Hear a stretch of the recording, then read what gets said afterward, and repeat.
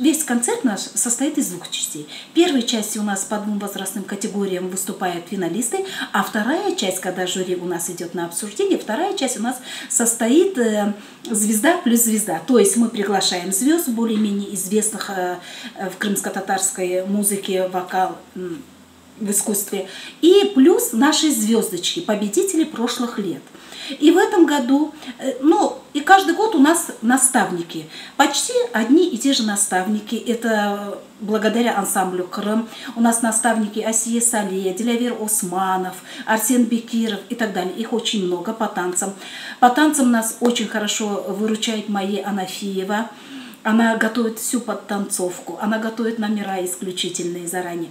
И мы здесь в этом году сделали, знаете, такой, как бы это назвать правильнее, чтобы показать наставников. Каждый год они у нас просто готовили участников, сами сидели, смотрели этот концерт. В этом году мы их решили подключить ко второй части, и они готовят номера со своими же финалистами не этого года, прошлых лет.